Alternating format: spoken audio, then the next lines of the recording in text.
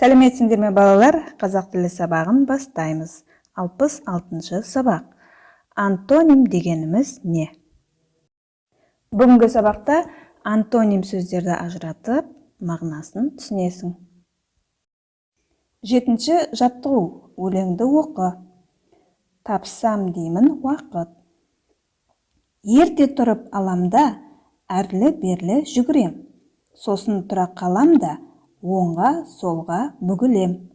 Суды да өзім әкелем, отынды да жарамын. Бөпеме нан әперем, малға да шөп саламын. Қолға алмасаң ұнатып, жұмыс оңай өнбек пе?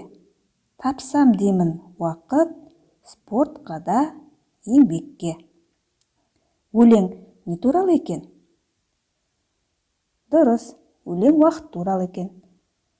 Өлеңдегі оң, сол сөздерінің айтылуы мен білдіретін мағынасы бойынша салыстырайық. Бұл сөздердің мағынасы бір-біріне жақын ба, әлде қарама-қарсы ма? Оң, сол сөздердің мағынасы қарама-қарсы сөздер. Балалар, көкжалауда бүгілу деген сөз тұр. Бұл орфографиялық сөздік. Жазылуын есте сақтау керек. 8-ші жаттығу мақал-мәтелдерді көшіріп жаз. Мақалдардан мағынасы қарама-қарсы сөздерді тауып, астын сыз. Мысалы, көп біл, аз сөйле мақалында көп және аз сөздері мағынасы қарама-қарсы болып табылады. Балалар, мына ережені мұқият түсініп алыңыздар. Тілімізде мағынасы қарама-қарсы сөздер кездеседі. Мысалы, ақ, қара, арзан, қымбат. Мұндай сөздерді антоним сөздер деп атайды.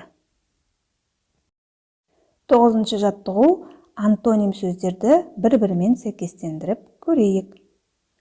Ащы, тұщы, қалың, жұқа, ұзын, қысқа, бүгін, кеше, терең, таяз. 10-ші жаттығу. Өлеңді оқып, антоним сөздерді тап.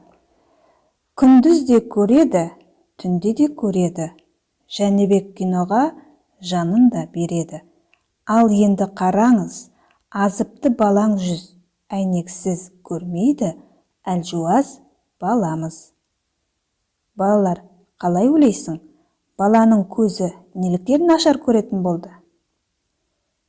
Иә, себебі бала күндіз түні теледидардан кино көреді. Теледидардан күндіз түні кино көре беру дұрыс па? Жоқ, теледидардан күндіз түні көруге болмайды, ол өте зиян. Көзі нашар көретін болады. Өлеңдегі антоним сөздер күндіз, түн. 11-ші жаттығу.